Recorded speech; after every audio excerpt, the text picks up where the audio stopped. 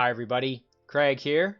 Welcome to episode 9 of my 6-player free-for-all Age of Wonders 3 playthrough series. In this series, I'm playing against 5 Emperor AI that are each on their own separate team, and I'm playing as the Orc Warlord Crognash the Brutal. In our last episode, we successfully located Shnaga herself.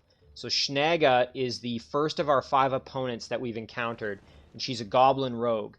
We took one of her cities and we've successfully started to absorb it, and we've now located Shnaga herself. She's right here and she doesn't have the strongest stack kind of with her, so we're going to really try and press our advantage here and see if we can take her out this episode. However, before I dive into the meat and potatoes of this episode, I did just want to give a couple of quick shout outs to a few individuals who left some excellent comments on the last episode.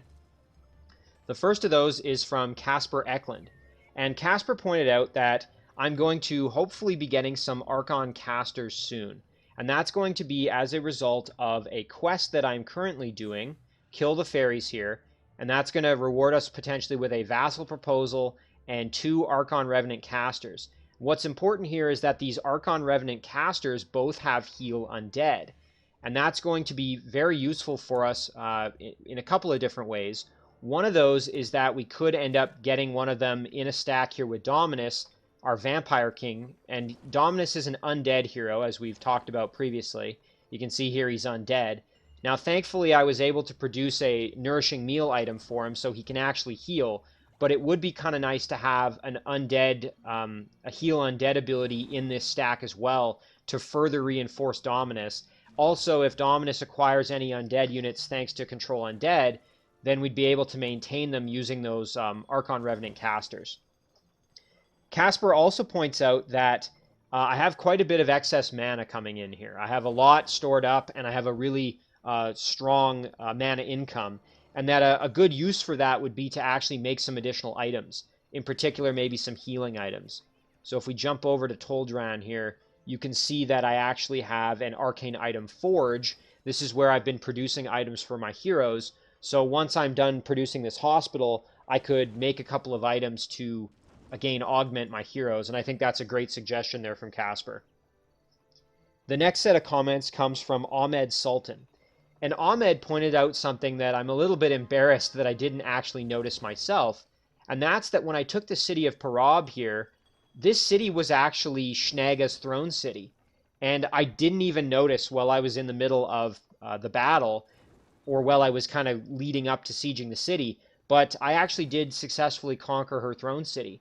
And what that means is that as far as I can tell, Shnaga hasn't had enough time to move her throne to another city. Therefore, when I go and try to engage this battle with Shnaga, I can basically just headhunt Shnaga. I can kill her off, and if I can successfully eliminate her, what I can then basically do is just win the battle outright. I won't have to worry about the rest of these units. And that's going to save me a lot of headache.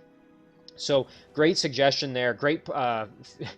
Again, I'm kind of embarrassed that I didn't think about the fact that I already have taken her throne city. So thank you to Ahmed for that one. Ahmed also points out that I have a number of elemental units. So in this stack here, I have a Blight Elemental, but I also have a number of elemental units in the Shadow Realm currently with Trugruk here, our Theocrat hero. So I have a Frost Elemental, an Air Elemental, and unfortunately I did lose a Blight Elemental that was in this stack. We'll talk more about that in a minute here, but what Ahmed points out is that these elemental units, all the ones that I previously mentioned, they all have fire weakness, and as such they would actually benefit from being in a stack led by Dominus. And the reason for that is because Dominus is a Dreadnought, and I took Forge Aprons with him. And Forge Aprons provides all the units in Dominus's stack, if he's leading it, with 40% fire protection. So that would obviously be very useful for all of these different elemental units that are weak to fire. So that's a great suggestion there from Ahmed. Ahmed also points out that, going back to Trugruk here, and this is where we'll talk about this now, Ahmed points out that I've kind of been neglecting one of the important things I could be doing with my Theocrat, and that is casting Divine Protection. So Divine Protection channels Divine Protection by praying to the Holy Spirit. Bestows target friendly unit with +6 resistance for 3 turns. This would be tremendously useful for me and probably would have been of major benefit when I tried this glass furnace battle, and I ended up basically losing my Blight Elemental in large part due to fire damage. So had I remembered that that ability was there, because I was essentially totally neglecting it, had I remembered that that was there, I might have actually been able to save my Blight Elemental from being killed off. So a great reminder there, and something I'm going to try to at least take advantage of going forward. I can't undo what I've already done, but I can at least implement that change going forward. And then one more thing, Ahmed points out that, and this one's really important, when it comes to this quest here, we'll just go back to kill the fairies. You can see in the image here we've got Nightshade fairies. Yet if we look at the stack, you'll notice that there's only 3 Buttercup fairies and then 3 empty slots. So Ahmed wanted to remind me that there are definitely some Nightshade fairies in this stack, potentially up to 3. And Nightshade fairies are pretty scary, as they are a tier 3 unit that does a lot of elemental damage. So I've got my stack here with led by Urkan moving in to deal with them, but I need to be very, very careful because there's more to this stack than meets the eye, and those Nightshade fairies can do a lot of damage.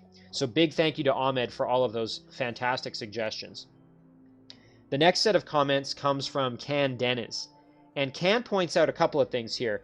The first of those is that I need to think about city happiness when I'm deciding to build structures, especially when I'm looking at production. So we'll just use Toldran as an example here. If we look at our happiness, we actually have a plus 50% income due to happiness, and that affects our production income, our gold, our mana, all of those different things. And had I not, again, I'm so used to playing a necromancer where city happiness doesn't really exist that I often forget to factor it in. The situation that Can was talking about, in the last episode, I was hemming and hawing over what to build in one of the cities. I don't remember which city it was.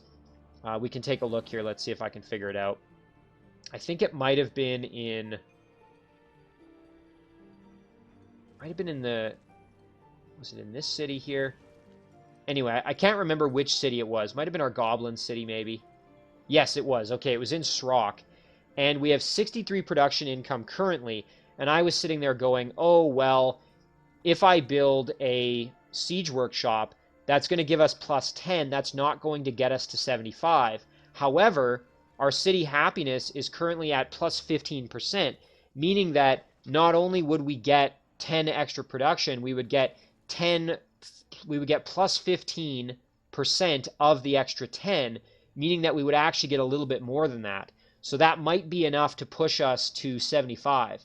And again, great suggestion there from Can, as that's something that I completely forgot about factoring in, that it's not just the raw 10 extra production, you also factor in then any additional from the percentage bonus due to happiness. So again, I completely didn't even factor that in. Can also points out that I kind of made a bit of a mistake when I was talking about my alignment in the last episode. I was talking about how having an evil alignment would help me with these Archons. And that's actually not true. You can see here that my alignment is actually making them like me less, the fact that I'm evil. Now, that's kind of, you'd think that's sort of, oh, well, why wouldn't they like you more? But it turns out that having a good alignment actually makes independents like you more. Having an evil alignment makes independents like you less, even if those independents are dedicated to evil or dedicated to good or whatever. It doesn't really matter. Now, that being said, being evil is obviously still going to benefit me once I get control of this dwelling, have them as vassals, and start gaining their units, because obviously all of the undead units are dedicated to evil. All of these Archon Revenants are dedicated to evil, so it will benefit me, and thanks to the quest, I can still get them as a vassal, but it is important to clarify that, so thank you to Can for pointing that out. One other thing that Can mentioned here, actually there's 2 more things. He suggested also, kind of like Casper did, to make some additional healing items, because again, I've got lots of mana, and healing items are going to be very beneficial for my heroes, so great point from Can there. Can also mentioned that I should probably take care of some of these small single item or single turn research items. So for example, I've got Last Stand, I've got Swap Locations, I've got Warfare. When I'm picking my next set of research after Thoroughbred Mounts is finished, I really need to be thinking about what can I do to maximize my efficiency when it comes to knowledge income. So again, I want to be thinking about that going forward. So I'm glad Ken pointed that out, because again, it's something to have in my head kind of when I'm going forward here. And then the final person I want to shout out is Samuel Gomes, who once again kind of pointed out that now that Dominus has this physical protection thanks to this Elixir of Ghostly Being, he's turning into quite the beefy hero. He's got a lot of, you can see here, he does have fire weakness, but he's got physical protection, blight protection, frost protection, and spirit protection, and he's just really turning into quite the beast. So what Samuel suggested is that I could also kind of shuttle more items to him to just really power him up even more, because currently he doesn't have any armor or anything like that. And also I could get him a melee weapon with lifesteal to give him even more lifesteal capability. So I like that idea from Samuel, just kind of turning Dominus into this extremely powerful hero. So again, I ran a little longer than I sometimes do going over the comments, but I really thought it was important to mention all of these because they were absolutely fantastic, and they provide a great learning opportunity for not just me, but for hopefully the rest of you watching. So big thank you to everybody who left all those fantastic comments. Again, always appreciated. So let's dive into this episode, as I am really looking forward to kind of continuing and seeing if maybe we can eliminate Shnaga here in the next turn or two. So we have Trugruk here in the Shadow Realm. He's pretty much done his movement, so we'll just tell him to hang out. We have this little stack here. I was originally going to turn them into sort of a fighting force, and I think I still might do that. However, I do want to use them to do at least a little bit of scouting, just to kind of see what we're dealing with around this city here. Okay, so nothing too crazy that I can see. And again, I don't like sending these highly leveled up units out to die, but I do at least want to get an idea of what is kind of around this city. We've already sent this guy off, so now at least we have an idea of kind of what's going on around the city. I am going to cast Raise Militia, and the reason for that is I'm going to send this Orc Impaler who's at a silver medal, I'm going to send him up to join Urkan here in the potentially upcoming battle with these fairies. And the reason I'm going to do that is because, again, with these potential Nightshade fairies in here, I'm going to need all the help I can get. So I want an extra unit in there, and I'm going to then use Raise Militia to at least have a unit to guard this city. And the reason for that is because we do have a tunnel here through which units could pop out and potentially attack the city. So I do want at least one guard there.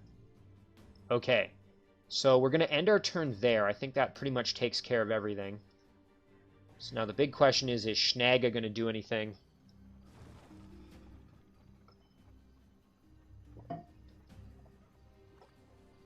We'll keep an eye on her here and see what she does. Also, I guess I kind of want to know what these fairies are going to do here while we're looking at it. But Shnaga's turn is first, so let's watch and see if anything happens here. I suspect Shnaga's just going to hang out on the city and force me to kind of come in and attack, which is just fine by me. Again, if I prioritize going after Shnaga herself, I think I can just end the... I can eliminate Shnaga from the game, since she currently, as far as I can tell, doesn't have a throne city. So what you can do, and I think this goes all the way back to something that in one of my very first playthrough series, actually my first playthrough series, I believe ZShoot84 mentioned this, and I think it's been echoed by others since then. And of course now there's the risk, is we're going to lose our scouts. So that's a shame, but at least we found out that there are some independent units down there. So we're going to want to group up and guard the city again, maybe head down there and see if we can take that out. Alright, now let's see what's going on. So we've got... Okay, so these fairies have tried to attack us. They ran out of movement, it looks like. We got kind of lucky there. So now we can move this unit up to join and at least help out in the battle. But before we do that, let's see what else happened. We do have a hero offering to join us. Ooh, another Theocrat. I would really like another Theocrat. That would be great. Let's see. Show me your talents. Let's see what else. Hininia the Penniless.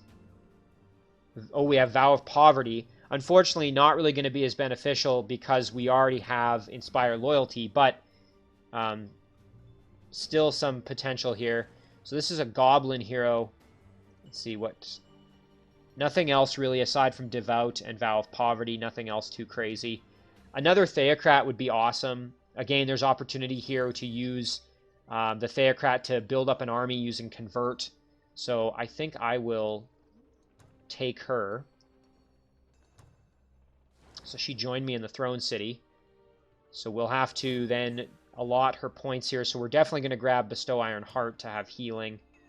We'll take Aura of Resistance because, again, we have lower resistance as orcs. Touch of Faith is really solid. We'll grab that. And then it's either Chaplain or Sacred Arms. And I think we will take Sacred Arms so we do a little bit of elemental damage there. Very nice. Now, we could actually send this hero up this way to go and kind of join up with this stack that's forming up here. So maybe that's actually what we'll do with that hero, but we'll have to think about it. Before we do that, let's decide here how we want to approach what else we've got going on here. One thing I would love to do, we're going to just step up on this battle here just before we do anything else. So we've got Shnaga. It would be fantastic to also see if we could grab Bark Vom Hex with Dominate. I mean, again, I think we're going to just prioritize killing Shnaga. But, oh, that would be awesome if we could grab Vom Hex here and have a Necromancer hero as well. That would just be ideal. Again, though, I think this battle is actually going to be a little bit more difficult than it might appear. And the reason for that is because if we look at it, we've got these two Blight Doctors, both gold medal, who are going to throw Weakening on us. And then these heroes do Blight damage with Black Bolts and Shnaga with Shoot Acid Darts. Not to mention that these Grimbeak Crows have extreme mobility. So this battle is actually going to be somewhat difficult. I'm anticipating that this is actually going to be a little bit harder than maybe it would appear. So let's try this battle out. Okay, it's telling us probable victory, but again, we don't really have any spell capability here either besides Overwhelm, I think.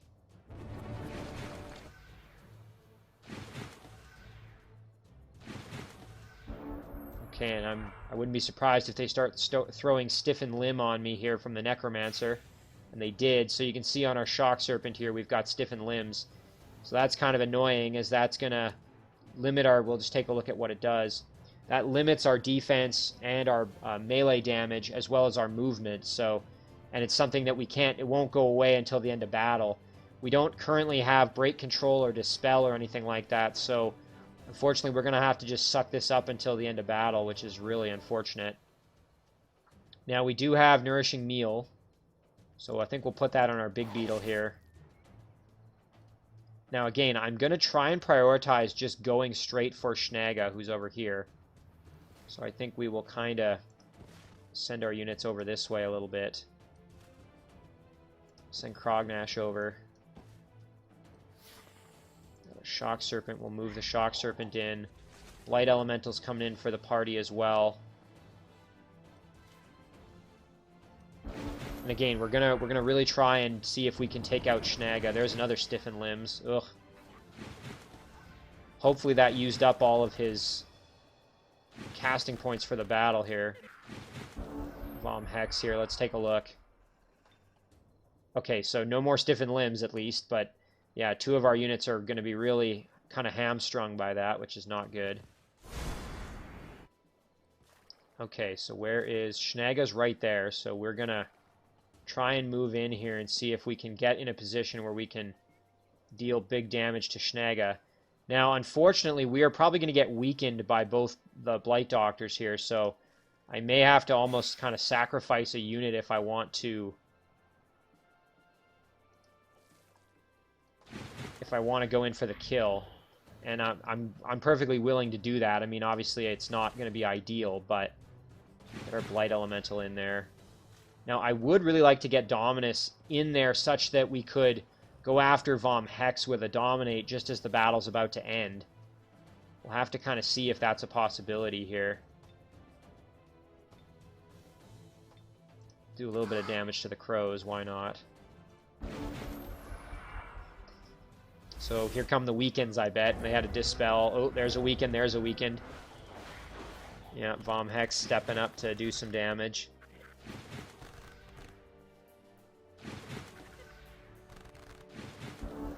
So I wonder... Now, unfortunately, we're not going to be able to get in range to attack Vom Hex, or to use Dominate on him. We could step up like this at least, though. That would put us in range for next turn, if this battle goes another turn here. Again, we're gonna have to probably sacrifice somebody to get this battle done, I think. With all their debuffs, I don't know if I could actually win this battle if I have to do it straight up. But again, I can attack Shnaga here. So I could come in with a nice charge attack here on Shnaga, do some really big damage. I think we're going to do that. I mean, if we lose the Black Knight, it would suck, but it's not the end of the world. There we go. Again, I'm really not confident that I could win this battle as it is because of the combination of weakened, stiffened limbs. We're just kind of, all of my main units are kind of debuffed right now. So... there we go. Let's just kind of keep doing damage to Shnaga there. We'll bring our Big Beetle in and see if we can at least pull some of the aggro maybe away. You know what? Let's throw Weaken on Vom Hex. And maybe we can get in there and do a... We'll keep our Shock Serpent maybe just kind of back here a little bit. Same with Crognash. Might have to move over this way just in case. Actually, now that I think about it, we may have to get somebody over there to attack Shnaga, so don't want our units too grouped up over here. So we'll send Crognash at least over this way. Maybe our Shock Serpent will kind of have to go over here. Again, it's weakened though, so we're going to take a lot of blight damage, I'm sure. Oh, and she has Sprint. I didn't realize that. Wow, okay, and we're probably going to lose our Shock Serpent there. Holy cow.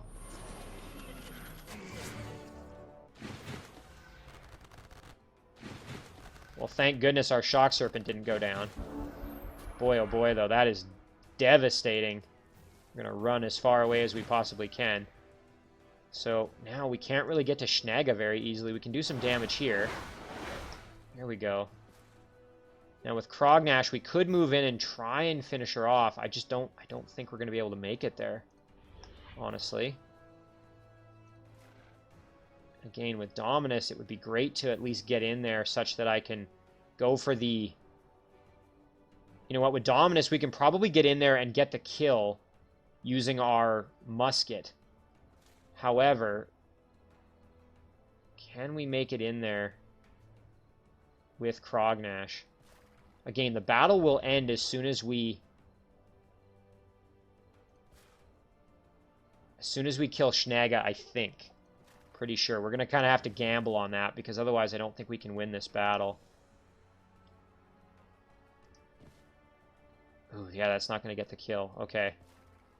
We're going to have to step up with Dominus here and do that to get the kill.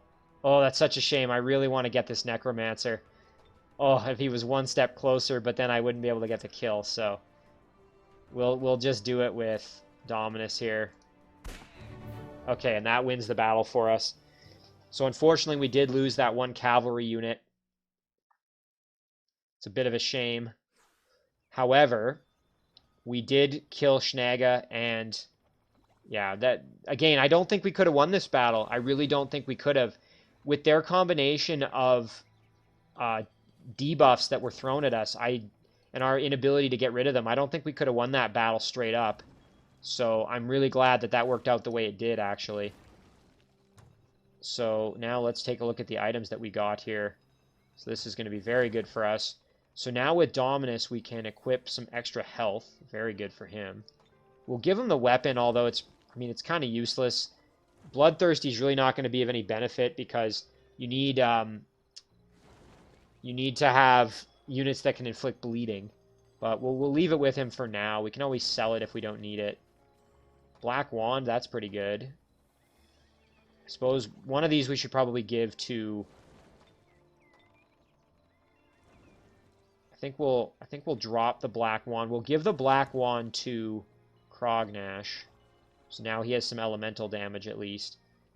We've got the Constricting Net of the Human Spider. This is a usable item. Gives him a chance to disable a unit. We'll give that to Dominus. So now he at least has a chance to ensnare a unit, which could give him extra chance to get a Dominate off eventually. So that's quite nice. So now we did get a level up here with Dominus. We're probably going to have him leading his own stack fairly soon here, I'm thinking. So maybe we give him Imperial Authority, which will improve the morale of the units in his stack. The only thing is, if we've got maybe some undead that are going to be with him, that may not be the best. So maybe instead we focus on his spell casting a little bit. Or we just make him a real tank. That's the other choice. Again, it would be nice to have him with a spell that actually does something. So Force Field's actually pretty solid. Deploys a machine that emits a powerful force field, protecting target-friendly unit against magical and elemental threats. This unit gains 80% frost protection, 80% fire protection, and 80% shock protection for 5 turns. That is pretty rock solid, so we'll give that. So now at least Dominus can cast maybe a semi-useful spell in battle. Alright, let's take the city here. And like that too, I should point out, so Shnaga has been defeated. In turn 29, you have slain Shnaga the Pretty. So we'll come back to the map here. Alright, so we have Umboku. We're going to absorb it because we have goblins that like us, so we're going to keep rolling there. This little engineer can move up and maybe defend the city for us. So now we have to decide, what do we do with this stack? I guess we'll just leave the Toadstool Fairy in here to replace that poor Black Knight who I sacrificed kind of unceremoniously. But, I mean, it had to happen. Oof. 3 Node Serpents. Apprentices, that's a little bit dicey. We've got Air Elementals, Zephyr Birds, and a Wisp. That's not an easy battle either. Let's go down this way. Maybe we can clear out some of these structures to get a bit of experience before we do anything else. We've got this Goblin Rabble. Let's actually do some scouting with him. Okay, and look at this. We've got ourselves another Shadow Gate up here. And we've got some Shadow Demons that have come out of the woodwork. So let's kind of run away. Here we go. So we could even kind of loop around. We can do some of these structures and then maybe head up there and go peek in the Shadow Realm, see what we're up against. We'll take our Raise Militia spell and use that on our city down here, which we donated our Impaler up here. So now let's do this battle and see if we can get this quest finished. So let's try it. We'll engage the battle. And we have to be very careful because these Nightshade Fairies can do a lot of damage. Boy, you can see there just how much even the Buttercup Fairies do. Very dangerous. Now, can we get our... We can get in there with our Big Beetle and charge in there. That would be great for us. You know what? Let's try for a curse on this one. And then we'll... Oh, I was actually kind of hoping it would fail and decrease their movement, but that's okay. We'll move in with our Flamer. Do some damage like this. Very nice. Can move in and at least kill off one of these Buttercup Fairies. Our Prowler is going to be kind of in rough shape here, I think. Send our Impaler in like this. Get the kill. I was actually not expecting that to get a kill outright, but that's fine. I'm not going to complain about that. Can send our Knight in maybe like this. And then our Big Beetle in like this. So that at least ties them up a little bit, which is good. Now our Prowler... we have to be careful because our Prowler has Frost weakness, which is going to be some of the damage coming out of these Nightshade Fairies, so... Step up. I could try for the freeze, perhaps. Oh, actually, I don't think it has a chance to freeze. So maybe we just come up and do some extra damage. I mean, I don't want to put Urkan in any unnecessary risk. That's for sure. So maybe we go like this. And then we go like this with the Prowler. There we go. Let's see what happens here. Oof, our Impaler's getting obliterated. Okay, so far nobody's died, which is good. So now we can gang up on this Nightshade Fairy and really do our worst here, so that'll be good. Step up, do some damage. We'll bring our Flamer in and do a little bit more damage. Can bring Urkan up and do additional damage. Like this. Be nice to get a flank in there if possible. There we go. And then let's see, can we get around behind for a flank? Yes, we can. Excellent, and a nice level up there for our Prowler. And then we can charge our Knight in to try and finish off these Buttercup Fairies, and a nice level up for our Knight as well.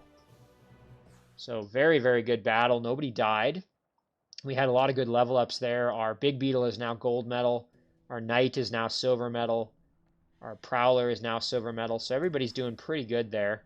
And most importantly here, we're going to take this reward, a Vassal Proposal and 2 Archon Revenant Casters. If we look at our alignment, we're evil enough that even the bonus here we get from the good points we get from our Vassal Proposal won't push us into neutral anymore, so we should be fine. So we'll take that reward. Oh, that's nice. So now we got ourselves a brand new Vassal. Very nice. And some Archon Revenant Casters, which is going to be really good for us if we start acquiring some undead units. Now, obviously, these units would probably be best served being with Dominus, quite frankly. But it's going to be kind of tough to get them all the way up there. So, let's see, how many turns would it take just to get kind of up to where we are? So it would take 5 turns. So it's a bit of a jaunt there to get all the way up to Dominus. So we have to kind of think about how we want to do that then, I suppose. So now with this stack, we could actually even think about attacking this Sphinx Temple, as we are pretty leveled up. I mean, again, it'd be a bit of a difficult battle, but I think we could probably do it. Let's see what we got here for Urkan. We have a level up. Now at level 7, meaning we have access to Blood Brothers. It would be kind of nice to get Blood Brothers going. That would give us strong will for all units in the stack. The only thing is we'd have to save our points this turn and then spend them next turn.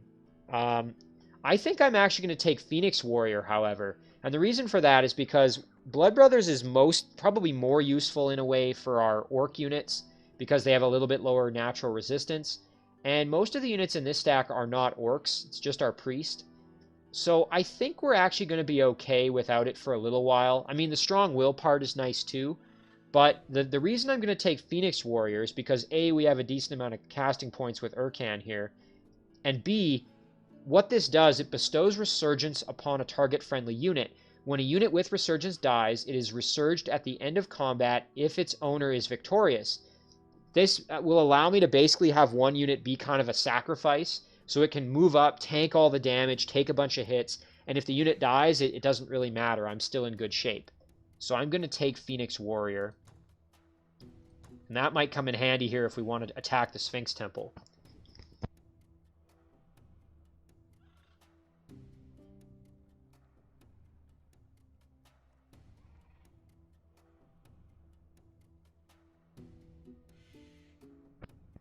Okay.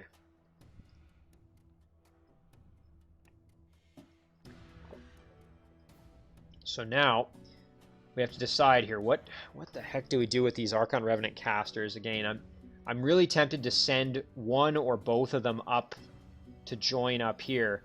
Might be nice to keep one kind of hanging around, though, so that if we start producing undead units out of here eventually, we can do something with them, have them in a stack that can actually units that can heal them. All right, well, let's send Urkan over here and just take a look at what's inside. Whew, that's pretty scary, not to mention that Great Immolation is going to be in effect there. So we have Sphinx, 2 Sun Guard, and then 3 Watchers. That's a pretty tough battle, especially with a beat-up Big Beetle. That being said, we do have now that spell such that we could throw it on our Knight and give them a chance to basically be killed and then come back and still be functional. I suppose our little impaler we got to figure out what to do with as well. I mean, we could throw him in in this group here and send the 3 of them up to join with Dominus. You know what? Let's do that. We'll have them just kind of start trucking up this way. They can maybe grab these haste berries if they've regrown by then. They may not have, but we'll do that with that little stack. Anything else kind of interesting happen? Not particularly. Alright, so let's go into the Shadow Realm, and now we've got to deal with Trugruk and his kind of unfortunate stack. I was tempted to send Trugruk down to try to reclaim this Draconian city that we lost. However, it's pretty hard to keep the city when we've got this structure spawning units, and unfortunately at the moment, this spawning structure is too well defended for me to successfully get in there and be able to clear it out. So this city's going to always be kind of threatened. I'm almost tempted to just send Trugruk back through here and then go about clearing out some of the structures up top in the surface world. Oh, it's kind of a tough call. I do kind of want this city back though, so maybe I'll, yeah, let's go back and reclaim it. It's only another turn. We can go back, take the city back, and then use the city to just start producing a ton of units to defend it, perhaps. I think that's what we'll do, and then maybe we go back to the surface world. Okay, so we now have to decide, how do we want to build a stack with our new Theocrat hero? Fortunately, our throne, we can actually produce some units, so maybe we make a priest and a berserker in that order. And they can join in with our hero, so maybe we just tell our hero to kind of hang out for now. And those 2 units can kind of join in. We do have this big beetle down here who's... You know what? Let's send the big beetle. Just trying to decide where would be best. I was going to have him go kind of loop up and around and then join in with the stack up here. Maybe let's just make a beeline for it. We'll just kind of charge right up there. Because again, I do want to split Dominus off and have him with his own stack eventually. Everybody else has moved kind of up here. Urkan, we've kind of just told to hang out, wait a turn or 2, and then maybe we'll try out the Sphinx Temple. These guys here, I think we want them to come back. Our scouts. It's unfortunate we lost that silver medal scout. We're going to have to head down here to clear out whatever is spawning those units down there.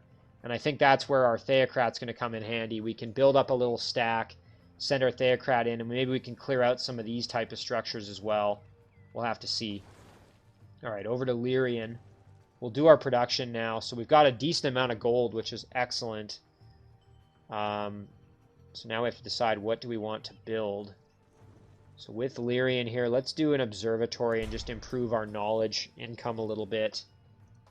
Lilac, which is our new city that we converted from, or migrated from halflings, I think. We have 46 production income. Would be great to maybe get a builder's hall going. Of course, that's maybe not the most efficient thing at the moment. City's going to grow in 6 turns. Suppose we could make a barracks so we could start producing some decent units out of here. That might not be bad. I'm going to eat the... I mean, it sucks that we're going to waste some of the production, but let's do the builder's hall just to get that going. Now, okay, in Srock, we can do the siege workshop. I think we'll do that. Based on that suggestion, we'll do the siege workshop, and we might end up getting 75 production out of it thanks to our happiness bonus. And I think that's going to more or less do it for our turn. So we're going to end it there. So 1 opponent down, 4 to go.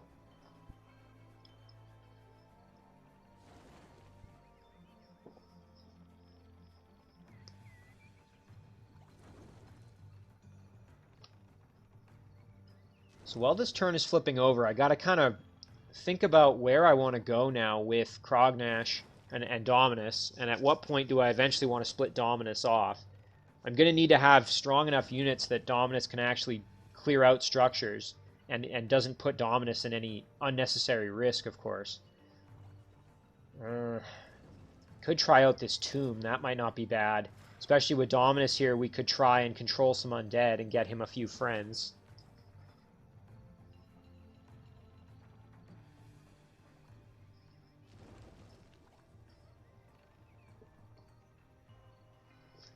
Now, I think what I'm going to do, we're going to take this stack, probably try the tomb out, at least see what's in there before we go and battle it. We could go and clear out a few of these structures to just level up a little more, take out these Draconians, and then head up here and maybe go for the Shadow Realm. I think that's probably what we're going to do. At the very least, we'll pop our head in there and see kind of what's going on in the Shadow Realm. If things look kind of good, we can proceed, and if they don't look so great, then we can come back to the surface and keep trucking. See if we can find another of our opponents, maybe up to the north here. And then over on this side, again, we're going to use our new hero.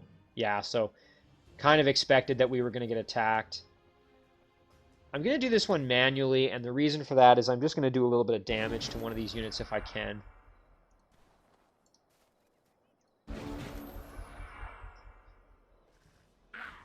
Oof, that bombard. Of course, they've got ranged attacks, which kind of makes this tricky. See if they're moving on me a little bit more. Yeah, there they go. Oh, and I guess we weren't going to take any damage, or we weren't going to have any chance to do any damage at all. However, we can probably try and dominate these shadow demons, which would be great for us. Ooh, and we're now being attacked by some shadow demons in the Shadow Realm with True Grux stack, so we're going to have to deal with this battle. Now, we've got some big damage. Our Air Elemental is still in very, very poor shape. So maybe we keep our Air Elemental back and out of the fight. Let's see, what do Shadow Demons have weakness to? Shock weakness, which unfortunately is what our Air Elemental does. So maybe we actually then heal up our Air Elemental so that he can contribute to this fight. These units do not have any kind of ranged attack, so I don't have to worry too much about that, which is good. Frost Elemental can kind of camp out as well.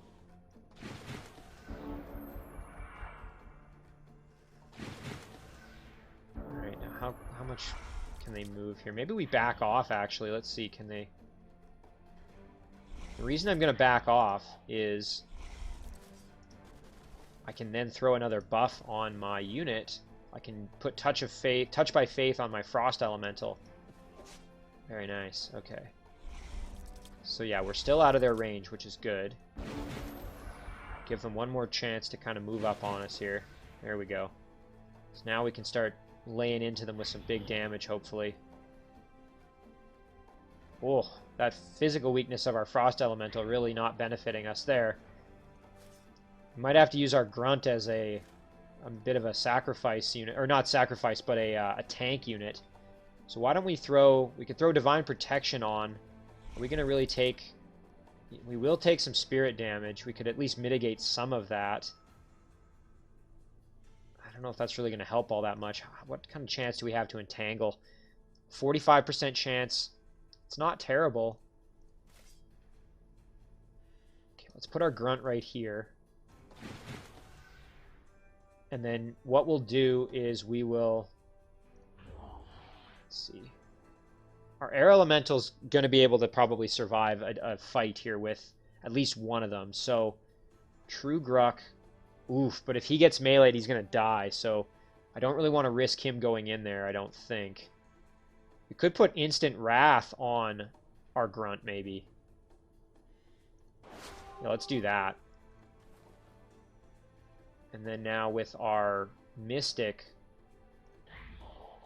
You know what? We could do a defensive strike, perhaps. I still don't like that, though. That's not great either. Okay, we'll...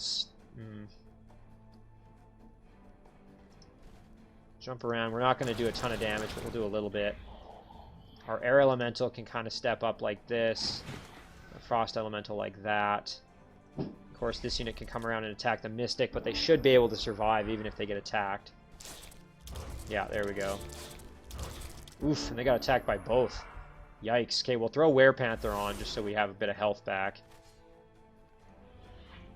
Alright, so now we've got to kind of deal with this situation.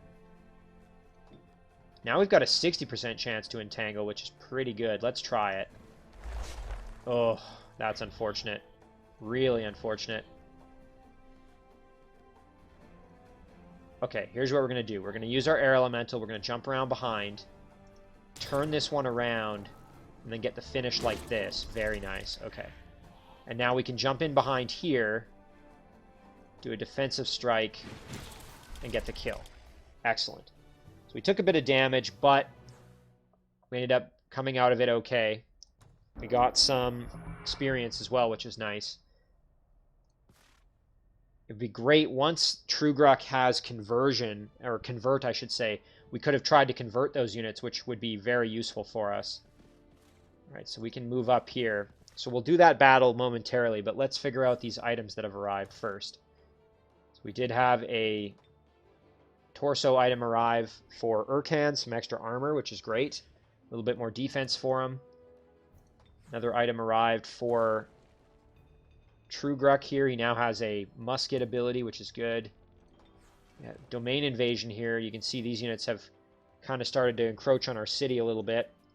So it's a good thing we grouped our units up to at least kind of provide the city some extra defense. Okay, let's jump back to the Shadow Realm. Alright, we'll do this battle now.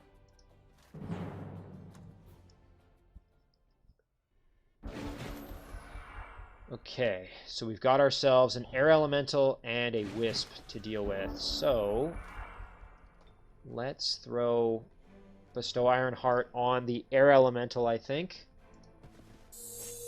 There we go. We can send him up. Our Grunts can charge up. Frost Elemental can move up as well. Just kind of get ourselves ready for this one. Now, fortunately, our Frost Elemental, I don't think has, aside from physical weakness, doesn't have any shock weakness, so that's a good thing. We can actually throw Touch of Faith on our Grunts, who are going to be kind of susceptible to some of this elemental damage that might be coming their way.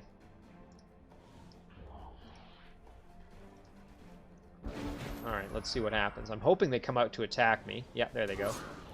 Very good. So I'm glad I put Touch of Faith on my Grunts, because obviously they just took a little bit of a beating there, as you can see. Actually, I could get my Mystics up here and almost kill the Wisp. Not quite. I was hoping that would get the kill.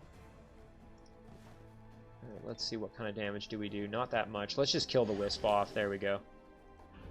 Alright, so now we can use our Air Elemental here, do a flank hit. Actually do some pretty solid damage with our Grunts, so let's do that. Excellent. Excellent battle. We actually got another level up with our Grunt. They're now champion level 3, so they are very strong. Alright, so we reclaimed our Draconian city, so we're just going to have to produce some hatchlings to try and guard this city up. And this is probably still a little bit outside of our capabilities at the moment. Maybe if we add a unit or two to this stack, we'll have some capabilities. So we'll tell them to just hang out for a turn. So we've got our priest now that's kind of ready to join this stack. So we'll get a berserker as well to add in. And then we can start sending this unit maybe out and about. So we'll tell them to hang out for one more turn. Okay, so now we have to decide. Dominus and Crognash here have to start kind of working. Send this engineer in just to guard the city. And again, we're going to try and grab these shadow demons if possible. Alright, let's see what this tomb has. Oh boy. Okay, so we've got a Wraith King, we've got two Deathbringers, and then a couple of Reanimators. A Reanimator would be great to get Control Undead off on to get one of them. I mean, also, a Deathbringer, you can't use Control Undead on this one because it does have Mind Control immunity. Getting Inflict Ghoul Curse would be ideal, but we can't do that. So we'd either try to get the Wraith King as a unit, or we try to get one of these Reanimators. I think this would be a tough battle, though. We've got Chant of Unlife that's going to be in effect as well. The Blight Elemental would probably be one of our biggest weapons in this fight, just because of its innate Blight protection, which most of these units do some form of Blight damage, although the Deathbringers actually do... The human one does Spirit, the Draconian one does Blight, and then these ones do Blight, Blight, Blight, and Blight here. So I think we could probably manage this battle. I mean, it'd be a bit of a toughie. You know what we could do? Maybe not the most efficient when it comes to movement, but we could step out here, do this battle, heal up a little bit more, and then move back and try it. So let's try this battle. We'll drop a couple of heals on our big units here. So we'll heal up our Shock Serpent here, I think. Yeah, so we're not really taking a whole lot of damage. Nothing too crazy. So this is going to be where maybe my... This is going to be where my freezing and my net throwing ability might come in handy, because I could drag this battle out and get some extra healing going, which would be kind of ideal. Now, which unit do I want to recruit? The Bombard is a tier 2 unit that has a pretty decent area of effect sort of blast attack Bombard here. However, the Larva has the potential to evolve, and it could evolve into any of the three, either a Bombard, a Harvester, or a Lord, although I think it has a greater chance of becoming a Bombard. Of course, I would have to level it up. It does have Poison Spit, though, so it's not like it's useless. The Larva, I'm actually maybe kind of thinking about gambling and just trying to get the Larva at this point, but before I do that, let's see here. Can we at least do some hurt on the Bombard, maybe a bit? Get our Big Beetle in there to kind of help out a little bit. Let's see. You know what? We can send Dominus right in like this. Do a big blast like that, and then probably get the kill here. Yep, no problem at all. Now we could send Crognash in and try for the freeze. So let's do that. Ooh, and we got it. This is excellent. This is exactly what we wanted. So now we can use Dominus to move in and heal up our units that have taken the most damage, which in this case is our Shock Serpent, who we need to get back to full health kind of ASAP here. Alright, so we've got another chance to freeze, so let's try it. Oh, and we got kind of lucky again. So now we can use Guarded by Flames here as well to get some more health back. Very nice. And then we can try for a Dominate. So let's give it a shot. 70% chance of working. We got it. Very nice. Alright, excellent. So we got ourselves a Shadow Demon Larva. Nice little unit to have. Just again here, it is dedicated to evil, so that's good as it aligns with our evil alignment, so that's good. Okay, and now our Shock Serpent is in much better condition, so we could try this battle, probably be a little bit less worried about being as beat up. Alternatively, I suppose we could go down and maybe do this Wisp battle and come back around to this once we're just a tad stronger. Oh, it's kind of a tough call because I'm reasonably confident that we can handle it, but again, I do have a little bit of doubt. Yeah, you know what? I'm gonna play it safe. I'm not gonna overextend myself. We'll do the Wisps. We'll get some extra evil points. We'll get a little bit more experience out of this, hopefully. Maybe we can recruit one of the Wisps to be a scout for us here. Where's Dominus? Okay, so Dominus now can kind of continue healing up our Shock Serpent a little bit more. Very nice. Our Big Beetles could use a little bit of health as well. Keep Crognash kind of at the back here. Blight Elemental can kind of cruise on up to the front a little bit. Actually, our Shock Serpent's going to be really well equipped for this battle, since it's mostly going to be shock damage being done to us. Actually, I don't want that unit there. I would prefer them about here. There we go. Okay. Let's see if they take the bait. There we go. Yeah, our Shock Serpent can tank most of that. No worries. Very nice. Alright, so now we can move in and throw a Guarded by Flames on our Big Beetle if necessary. Our Toadstool Fairy can move in and do a lot of damage here. Can actually get the finish on one of these Wisps for sure. Either on this one we could get the kill. Up here we would do a minimum of 6 times 2, so 12 maximum. So we'd have to get maximum rolls both times to get the kill. So why don't we just finish off this one? There we go. What kind of damage does this do? That would actually kill one of them, 2 of them, leave the final one. Would do some damage, unfortunately, to my Serpent, though, which I kind of don't want to do. Dominus can move up. Let's see, what about a freeze? Oh, we can't freeze because they're elemental, yeah. Alright, let's move up here. We'll get the kill. Take a little bit of damage, not too bad. Okay, let's see. Can we get a Dominate off? That would be great. No such luck. A little bit unfortunate there. So we'll just move in and get the finish. I was really hoping to get one of them as a scout, but that's alright. Did get a level up with our Toadstool Fairy, which is good. And so now we'll head down and clear out this gold mine, move up, clear out the Draconians, and then we'll go over to the tomb after that. So Dominus leveled up again, which is great. You get Tree Crusher with him, which I don't think would be that beneficial, honestly. Choking Fumes, that's another spell we could get with him. Firebomb would actually be kind of nice to have just for a big AoE attack with splash damage there. I think I'm just going to give him some extra casting points, however.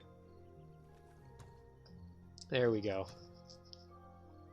Alright, so now that takes care of kind of this section. So now let's jump over to our other units that are currently engaged. So we've already managed True Gruck. So now we have to, I think Urkan still has to be, we have to decide what to do with him. Okay, now the big question, do we want to try this battle with the Sphinx Temple with a really damaged Big Beetle? Ugh, kind of a tough call here. However, I think I'm going to do it, and the reason is I'm going to throw Resurgence on my Big Beetle and my Knight. I have enough to do that. I could even probably throw it on, I think it costs 10, I have 35. I could put it on 3 of my units in this battle if I really, really wanted. These Watchers are kind of scary, however. Oh, this is a big risk, this battle. Oh, we're gonna do it. I might regret this. Oh, I don't know. I don't know. This is another tough one. This strong defender thing is just killing me. I mean, I don't get me wrong. I really enjoy it, but I feel like I'm on the edge of my seat every battle here practically. Okay, so Urkan, we're gonna just kind of send back. We're gonna throw Phoenix Warrior first on my Knight. So let's see now. Can we kind of entice them to maybe come after us here a bit? Throw a curse on the Watcher.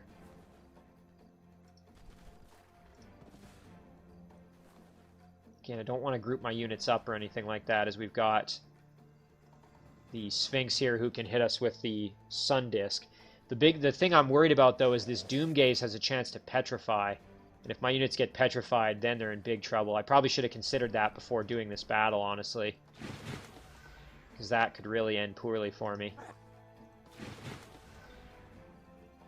Oh, I already regret this. Oh, boy. Oh, and there, the Tigran just took a ton of damage.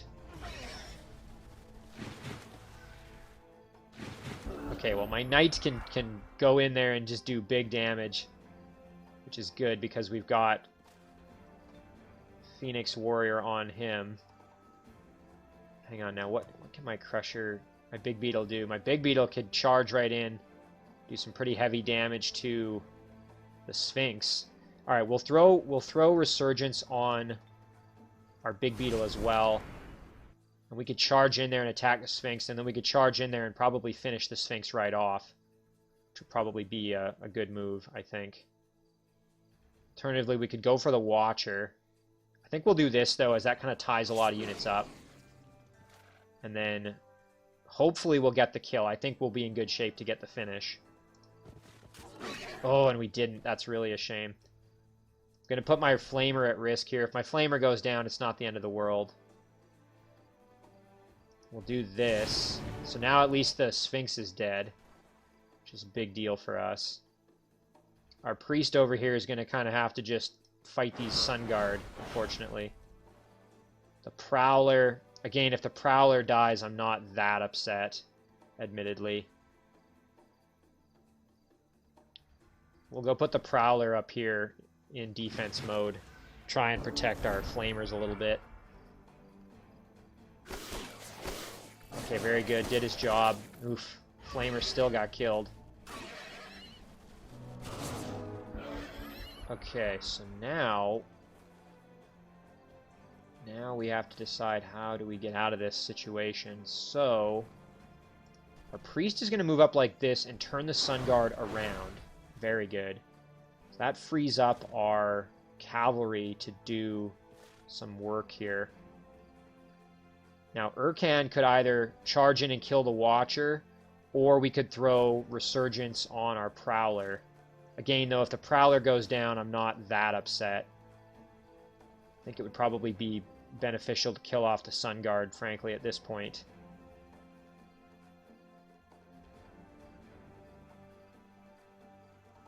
Yeah, okay, so Urkan could charge in. I just really don't want Urkan to be in any real danger here.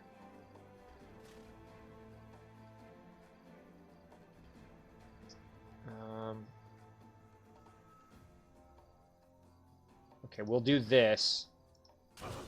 Kill that Sun Guard. And now, again, it'd be great to kill this Watcher off, but oh boy, I just don't want to risk Urkan, because then this Watcher and this Sun Guard could come in and just obliterate Urkan, which would be really devastating. If he goes down, that's kind of a big problem, but we're going to do it. Oh, I feel like I'm going to regret that move, though. Let's see. Ugh. Okay, that's fine. No problem. No problem. Okay. The only issue now is how do we win this battle, because we've got units that maybe aren't as equipped to be able to kill off the units that are left. Oh boy. Okay, well we can kill the Sun Guard here, no problem. And then Urkan should be able to handle the Watcher. We'll even throw on a War Cry just to make sure we get the kill in one hit. Perfect. Okay, so now it's just a matter of dealing with this last Watcher here. We can actually do quite a lot of damage. And then charge in and get the finish, hopefully. Yes! Very nice. Okay, so unfortunately we did lose 2 units, but we cleared this out, and what I was hoping with this is that we get a big boost to our research. So we lost our Prowler and our Flamer, but we got to keep all of our important units. Trinket of the Moongate. We get Phase with Urkan. That would be kind of cool. And then a big boost to our knowledge income, so we will take this for sure. Oh, that's great. Okay, so Thoroughbred Mounts is now finished, which means that our units should have more health. Yes, they do. Oh, that's so nice. An extra 15 health to our mounted units. Very powerful. Urkan leveled up, which is also great. Again, we were going to save up for Blood Brothers potentially, but in that last turn, I think it was more beneficial to grab the other upgrade. So we'll now save. We'll grab Blood Brothers on his next level up, as I think that's going to be beneficial for him. Oh, that felt good to get that big boost of research, though. So now the question is, do I want to maybe send this Impaler back to join Urkan and maybe keep one of these casters even with Urkan as well? Kind of like this. And then send the other one up. My only worry is if I send him alone, he's at risk of being killed off by roaming units. Tough call here. Let's use one as a bit of a scout. Okay, so these haste berries, the haste berries are coming back in one turn. So it might actually be It's too bad. It would have been nice if they'd have come back this turn, and then I could have used them. All right, we'll go up, and we're going to risk it. This unit may end up getting killed as it's going by itself, but I think the only thing that could really get it is if something comes out of this Shadow Gate, which we did explore a little bit, but there are units that sometimes come out of there, so hopefully nothing comes out to kill that unit. These two I think I'm going to just send back to join with Urkan, so he's at least got something. Pretty decent now stack. A lot of diversity of different damage types and attacks and whatnot, so unfortunately the Heal Undead isn't really going to benefit anybody except for the caster itself, but... Okay, so now what do I do with Urkan? I could start clearing out some of these structures that are kind of in my own domain. I could head back over here to grab some items. Maybe try and clear out this dungeon even. Turn this city into a real powerhouse of producing solid infantry. Yeah, I think we're going to head that way. Because I think what we're going to do eventually is we want to go north. We want to start clearing out structures up north. So I did... That was a big gamble clearing out that Sphinx Temple, but I think it paid off for me. So before we end this episode... Alright, so now we've got 238 extra research we can spend here. So it would be good to spend this wisely and try and get kind of the most bang for our buck here. So we can grab Embrace Darkness, which would be a really nice spell to have, honestly. We could also do Garrison's Honor. This one is good if our cities are under attack. If we do Embrace Darkness, that would leave us with 98 more knowledge left, so we could spend it then on maybe Last Stand. So we could do Embrace Darkness and Last Stand, or Embrace Darkness and Dispel. Alternatively, we could do Warfare, Last Stand, Dispel. That's 180. Or we could do Warfare, Last Stand, and swap locations, I think. Let's see, that would be... Ooh, not quite. We're too short. That would be 120 plus 120. That'd be 240. We could do Garrison's Honor, but nothing else, I don't think, because then that would leave us with not enough for 60. I'm liking the Embrace Darkness plus something else. I think that's going to be a winning combo. Martial arts training would be really nice. Archer, cavalry, infantry, and pikeman units gain martial arts. Oh, that would be fantastic. Alternatively, I suppose we could go produce Monster Hunter and pair that with one of the other 60s as well. I think I'm going to go Embrace Darkness, however. And then I'm also going to go with Last Stand, I think. Because this one is one that I would really like to have with Crognash so that I can use that on my units. Oh, Dispel, though. Yeah, we're going to go Last Stand here. Alright, so that takes care of that. We've got 38 left. If we use it, we can shorten Garrison's Honor to just a single turn. Which actually is probably not a bad call. So we'd kind of lose a good chunk of the 38, but it would save us a full turn. So that's actually probably the wise thing to do, so I'm going to do that. Get that one done in one turn. Alright, so I think we'll call that an episode there. Again, big gamble on this Sphinx Temple, but boy, am I glad that worked out.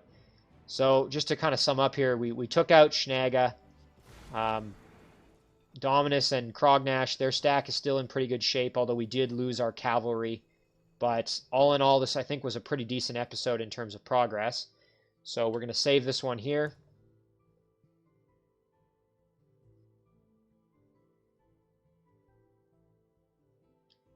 We will call this one episode 9.